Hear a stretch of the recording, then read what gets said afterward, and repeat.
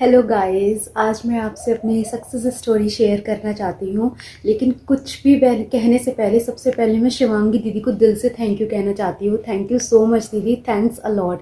सिर्फ और सिर्फ आपकी वजह से आज मुझे मेरा प्यार वापस मिल पाया है। गाइस, मैं आपको बताना चाहती हूँ कि मैं उनसे कॉलेज के फर्स्ट ईयर में मिली थी और वो मेरे सीनियर थे, वो सेकेंड ईयर में थे। वो मुझे देखने लगे और फ्रेशर्स की पार्टी में हम लोगों का इंटरेक्शन हुआ, तो हम दोनों एक दूसरे को पसंद करने लगे। हम लोगों की बात होना स्टार्ट हो गई कॉल पर। और फिर एक दिन उन्होंने मेरे को प्रपोज़ किया और मैंने उनका प्रपोज़ल एक्सेप्ट कर लिया, क्योंकि मैं भी उन्हें बहुत पसंद करती थी। फाइनली हम लोगों का रिलेशनशिप आगे बढ़ने लगा। हम कॉलेज में मिलते थे ब्रेक्स में, और टाइम मिलता था तो बाहर भी घूमने जाते थे, या कोई छुट्टियाँ वगैरह होती थी बाहर जाते थे। कॉलेज की ट्रिप के लिए भी हम लोग शिमला गए, बहुत इन्जॉय किया, बहुत मज़ा आया।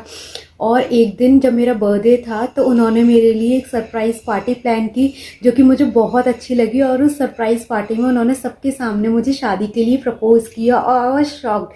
मुझे बड़ा अच्छा लगा कि उन्होंने मेरे को शादी के लिए प्रपोज़ किया, और सब बहुत अच्छा चल रहा था। इतना अच्छा लगता था उनके साथ, बहुत ज़्यादा टाइम का पता नहीं चलता था। फिर अचानक से मैंने एहसास, और फिर धीरे कर करके क्या हुआ उसके बाद हमारे बीच, जब उन्होंने शादी के लिए मुझे प्रपोज़ किया था और एक थोड़ा अट्रैक्शन ज़्यादा होने लगा, तो हम लोगों के बीच में एक फ़िज़िकल रिलेशनशिप भी क्रिएट होने लगा। वो रिलेशनशिप धीरे कर करके आगे बढ़ा। मैंने भी इस वजह से मैं हाँ कह दी, चलो कोई बात नहीं, शादी के लिए प्रपोज़ किया है, आगे चल के मुझे शादी इसी से तो करनी ही है, तो क्या गलत है इसमें, लड़का शादी करना चाहता है। ये सारे थॉट्स में मेरे दिमाग में थे। उसके बाद ये कंटिन्यू हम लोगों का रहा, घूमना मिलना, और फिज़िकल रिलेशनशिप जब हम लोग मिलते थे तो होता रहता था। मतलब इस तरीके से थोड़ा बहुत कंटिन्यू हो गया। फिर उसके बाद जब मैं थर्ड ईयर में थी और उनका कॉलेज पास आउट हो गया, तो उसके बाद धीरे कर करके मैंने देखा कि उन्होंने मेरे को इग्नोर करना स्टार्ट कर दिया है। तो मैं उनसे पूछती थी, क्या हुआ, कोई बात है क्या? वो बोलते थे, नहीं तुम ज़्यादा सोच रही हो, ऐसी कोई बात नहीं है। तो मैंने कहा, अच्छा कोई बात नहीं, हो सकता है कि मेरी गलत फहमी हो, कि मुझे लग रहा है कि मैं ज़्यादा सोच रही हूँ। लेकिन इतना कैसे हो सकता है कि कोई इंसान मैसेज का 3-3 4-4 घंटे 6-6 घंटे में रिप्लाई दे रहा है, मैसेजेस नहीं देख रहा है, पूरी सुबह से रात हो जा रही है, और उसके बावजूद फिर वो इंसान बोल रहा है, नहीं मैं तुम्हें इग्नोर नहीं कर रहा, ये नहीं कर रहा, बात तो कर रहा हूँ। अरे ऐसे कैसे बात कर रहे हो, कहाँ हमारी हर 1 घंटे में 2 घंटे में बात होती रहती थी, अभी तुम पूरा दिन भर रिप्लाई नहीं कर रहे हो। तो मैं बहुत टेंशन में आ गई। मैं उनको पूछती थी तो वो मुझे बताते भी नहीं थे कि आखिरकार बात क्या है। मैंने उन्हें कहा, अगर मुझसे कोई गलती हुई है या कोई प्रॉब्लम है तो आप मुझे बताओ, हो सकता है बात करके सब कुछ सॉर्ट आउट हो जाए। पर उन्होंने मुझे कुछ भी नहीं कहा। इग्नोर इग्नोर इग्नोर, बस यही उनका चलता रहा। तो फाइनली एक दिन हम लोगों का झगड़ा हो गया, और झगड़ा इतना गंदा हुआ कि मैंने एक्सपेक्ट नहीं किया था। मैंने सोचा था सिर्फ बात होगी, थोड़ा बहुत होगा, मान जाएंगे। लेकिन हमारा झगड़ा इतना गंदा हुआ कि हमारी बात होना बंद हो गई। उन्होंने मुझे ब्लॉक कर दिया, कॉल पे मैसेज पे। मैं बहुत परेशान हो गई। मैंने उन्हें बहुत कांटेक्ट करने की कोशिश की, किसी भी तरीके से मैं उन्हें कांटेक्ट नहीं कर पा रही थी। जो हमारे बीच में जो म्यूचुअल फ्रेंड्स थे एक दो, उनको मैंने कांटेक्ट करने की कोशिश की, तो वो भी मेरे कॉल और मैसेजेस को इग्नोर कर रहे थे। मैं समझ नहीं पा रही थी अब मैं उनसे कैसे कांटेक्ट करूं। तो फिर कुछ नहीं हुआ। कुछ टाइम तक मैं बहुत परेशान होने लगी, डिप्रेशन में जाने लगी, क्या करूं। मेरी मम्मा मुझे पूछती थी, बेटा क्या हुआ, तू क्यों इतनी परेशान रहती है, क्या बात है। अब मैं उन्हें कैसे बताऊं कि क्या बात है। और पड़ी रहती थी बिस्तर पे, मरने का मन करता था। ऐसा लगता था कि यार जिस इंसान से इतना प्यार किया, जो मुझे कहता था कि मैं तेरे बिना नहीं जी सकता था, नहीं जी सकता, या मैं उसको कहती हूँ कि नहीं मैं तेरे बिना नहीं जी सकती, अब मैं उसके बिना कैसे जीऊँ। या कल को मेरी घरवाली मेरे शादी भी करवा देंगे, तो मुझे ऐसा लगता है कि मैं उसको 100% नहीं दे पाऊंगी, क्योंकि मेरे दिल में तो मेरा पार्टनर था पहले से ही, जिसको मैं बेइंतहा प्यार करती हूँ। तो मेरे को लगता था कि यार मैं अपने हस्बैंड को भी धोखा दूंगी अगर मेरी उससे शादी भी होती है। तो मैं बहुत परेशान रहने लगी, और मैं चाहती थी कि कैसे भी करके बस मेरा प्यार मेरे से बात कर ले, हम लोग वापस से रिलेशनशिप में आ जाए। पर सिर्फ ये मेरा चाहना, मेरे को लग रहा था चाहना ही रह गया है।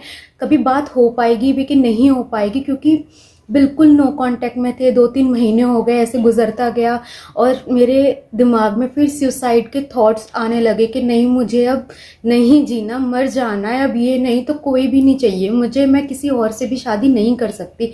इतना नेगेटिविटी मेरे दिमाग में भर चुकी थी। फिर मैं यूट्यूब भी चलाती थी, सैड वीडियोस, सैड सॉन्ग, यही सब होता रहता था। सैड सैड शायरियाँ बहुत ज़्यादा, उन्हें सुन के मैं और भी दुखी हो जाती थी। ऑलरेडी दुख थी और भी दुख। ऐसे ही करके एक दिन शिवांगी दीदी की वीडियो मेरे सामने आई, मैंने देखी। उस वीडियो का मतलब कुछ इसी तरीके से, कैसे अपना प्यार वापस ला सके, अपना कैसे रिलेशनशिप को हील कर सके, तो वो मुझे बड़ा अट्रैक्टिव सा लगा। तो और मेरे को इसकी सच में बहुत ज़रूरत थी। तो मैंने है ना वो दीदी का वीडियो ओपन किया, मैंने वो वीडियो बिना स्किप किए देखी। वो वीडियो मुझे इतनी अच्छी लगी, मैं उसमें इतना खो गई कि मैंने दीदी की और भी चैनल पे जा करके काफ़ी सारी वीडियोस देखी। तो मुझे लगा अभी उम्मीद बाकी है, अभी कुछ ख़त्म नहीं हुआ है। उन वीडियोस को देख करके मुझे एक पॉजिटिविटी ये खुद से फील होने लगी। देन मैंने शिवांगी दीदी को इंस्टाग्राम पे कांटेक्ट किया, उन्हें मैसेजेस किए और अपनी प्रॉब्लम बताई। कुछ बातें तो ऐसी थी कि मेरे बताने से पहले दीदी ने ही मुझे बता दी थी। फिर दीदी ने मेरे को, मतलब मैंने दीदी से थर्ड आई रीडिंग करवाई अपने लिए। उस थर्ड आई रीडिंग से पता चला कि रिलेशनशिप में कहाँ प्रॉब्लम है, क्या मुझे करना चाहिए और कैसे ये सब ठीक होगा। उस थर्ड आई रीडिंग ने इतनी हेल्प की कि उस थर्ड आई रीडिंग से पता चला करने से कि मुझे क्या सीक्रेट टेक्निक करनी चाहिए। दीदी ने मुझे एक सीक्रेट टेक्निक बताई करने के लिए, जो कि मुझे 21 डेज़ के लिए करनी थी। और मैंने भी दीदी को हीलिंग प्रेयर करने के लिए कहा, जो कि 21 डेज़ का एक प्रोसेस होता है। तो मैंने जब ये करना स्टार्ट किया, जो दीदी ने मुझे बताया और जो दीदी ने भी हीलिंग प्रेयर करना मेरे लिए स्टार्ट किया, मेरे को रिजल्ट्स आना स्टार्ट हो गए। लाइक नेक्स्ट डे उन्होंने मुझे अनब्लॉक कर दिया। मैं देखती रहती थी कि ब्लॉक हूँ या अनब्लॉक हूँ। एकदम से मैं शॉक्ड हो गई कि अभी एक ही दिन हुआ है प्रेयर करते हुए, उन्होंने मुझे अनब्लॉक भी कर दिया। तो मुझे उम्मीद थी कि जब आज उन्होंने मुझे अनब्लॉक किया है तो आगे बात भी होगी, वो मुझे मैसेज करेंगे या कॉल करेंगे, पर करेंगे। बस एक होप थी जिसके मैं पूरे दिल से उनके लिए प्रेयर कर रही थी और दीदी से भी करवा रही थी। तो वो चलता रहा अच्छे से, मैं टेक्निक करती रही पूरे दिल से और विश्वास के साथ करती थी, बिना किसी डाउटफुल एनर्जी के साथ। और 4-5 दिन बाद उनका मेरे पास मैसेज आता है एकदम रात में कि मैं बहुत तुम्हें मिस कर रहा हूँ, बहुत प्यार करता हूँ, मैं तुम्हारे बिना नहीं रह सकता, प्लीज़ मुझे कांटेक्ट करो।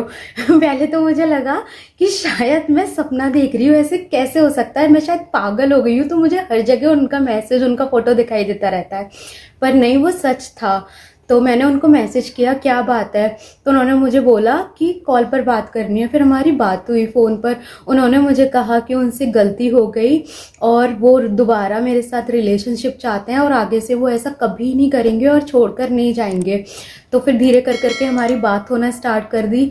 और कुछ दिनों बाद फिर जब हमारी बात होने लगी फिर से, तो उन्होंने मुझे शादी के लिए प्रपोज़ किया फिर से। तो मैंने उन्हें कहा कि इस बार छोड़ के ना जाना। उन्होंने बोला कि वो मुझे कभी छोड़कर नहीं जाएंगे और अब वो घर पर बात करेंगे सीधा।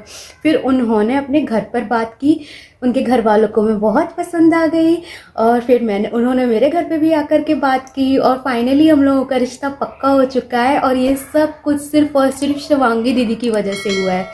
और हमारी शादी होने वाली है, होपफुली बहुत जल्दी होगी, लेकिन हमारा रिश्ता तो पक्का हो ही चुका है, तो डेफिनेटली शादी भी होगी। तो गाइस, अगर आपको जो भी प्रॉब्लम है तो प्लीज़ शिवांगी दीदी से कांटेक्ट कीजिए। मैं भी बहुत प्रॉब्लम में थी, मैं अपनी सक्सेस स्टोरी आपसे इस वजह से शेयर कर रही हूँ कि अगर मेरे जिस पीरियड से मैं गुजरी हूँ, हो सकता है कि इस पीरियड से कोई गुजर रहा हो, तो शायद मेरी ये स्टोरी किसी के लिए हेल्पफुल हो। अगर किसी एक इंसान के लिए भी वो हेल्पफुल है तो मेरे को बहुत अच्छा फीलिंग आएगा कि हाँ, मैं किसी के लिए हेल्प कर सकी, इनडायरेक्ट वे में ही सही, मैं ये बात उनको पहुंचा सकी। तो हालांकि हेल्प तो दीदी करेंगी, लेकिन मैं अपनी सक्सेस स्टोरी के ज़रिए शायद किसी को लगे कि हाँ यार ऐसा है, तो वो इधर उधर भटकने से अच्छा है कि दीदी से कांटेक्ट करे, थर्ड आई रीडिंग करवाए, जिससे कि उसको पता चल सके कि उसके रिलेशनशिप में प्रॉब्लम आ कहाँ रही है, जिससे कि वो अपना रिलेशनशिप ठीक कर सके। दीदी बहुत अच्छी हैं, आपकी बहुत हेल्प करेंगी और थर्ड आई रीडिंग करने से आपके सारे प्रॉब्लम सॉर्ट आउट हो जाएंगे, क्योंकि थर्ड आई रीडिंग करने से पता चलता है कि एग्जैक्टली प्रॉब्लम आ कहाँ रही है, आपकी कॉन्वर्जेशन में या आपकी किसी भी चीज़ में प्रॉब्लम कहाँ आई है, क्यों रिश्ता एकदम से ख़राब होने लगा जो हम सोचते थे कि बहुत अच्छा है। तो मुझे बहुत खुशी होगी कि ये वीडियो मेरी काम आए किसी के लिए और किसी को एक अच्छी पॉजिटिव वाइब दे कि हाँ, उसका भी रिश्ता ठीक हो सकता है, जैसे कि मेरा रिश्ता दीदी की वजह से ठीक हुआ है। तो thank you so much guide and thanks a lot दीदी, thank you so much, love you so much दीदी, बाय बाय।